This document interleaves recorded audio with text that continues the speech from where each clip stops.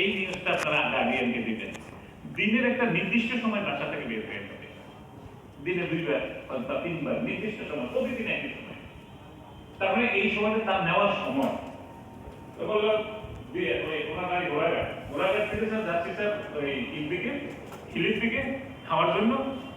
তো হঠাৎ করে আমার পাশ দিয়ে 2জন লোক যাচ্ছে, আর অপোজিট থেকে একটা মেয়ে আসতেছে। তো এই লোক 2জন বলছে, এই মেয়েটাকে চিনিস?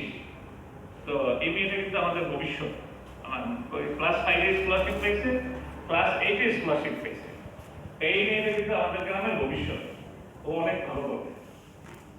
স্যার এইটা জাস্ট শুনলাম, আমি তো কিভাবে তাড়াতাড়ি যাচ্ছি এর সামনের দিকে, তো এটা শুনে একটু পিছনে তাকায় না, তাকে দেখলাম এটা তো আমার মেয়ে। আরে মানুষ বলে ও আমাদের মুখ উজ্জ্বল করবে, আর আমি মেয়ে কিছুই জানি না। কি জানি ঘটলো আমার মাথায়। বাড়ির দিকে দিলাম, বাড়িতে গিয়ে বউকে বললাম যে তুমি আমাকে তা এইভাবে তাড়াতাড়ি বাইন্ডা করো, এটা রসি দিলাম, বললাম যে বান্ধব।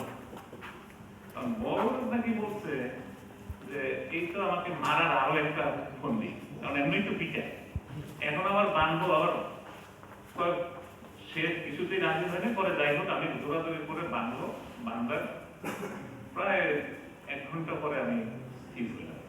এটা কিন্তু থাকে 1-1.5 ঘন্টা নেওয়ার আকর্ষণটা।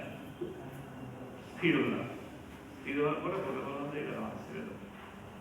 তো পরে ছেড়ে দিচ্ছি। এখন ওয়াইফ জিজ্ঞেস করছে কারণ কি, পরে পুরা ঘটনাটা বলবো। এখন আমাদের যে অর্থনৈতিক সমস্যা,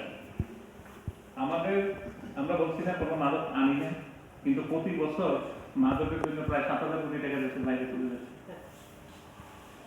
তাহলে এই টাকা থেকে আমরা ডেভেলপমেন্টের কাজে লাগাতে পারতাম না? যদি আমি মানুষগুলাকে এই অ্যাওয়ার করে, সচেতন করে এইটা থেকে নিবৃত করতে পারি, তাহলে এই টাকাটা আমার থাকবে না। যদি অ্যাওয়ার হয়, সচেতন হয়, তাহলে তো তার প্রয়োজন নাই। আমারও মানে বাংলাদেশেও মাদক ব্যবসায়ীরা বাইরে থেকে আর আনতে পারবে না, আনবে না, ভোক্তা নাই, আমি সেই টাকা কি করবে কিভাবে?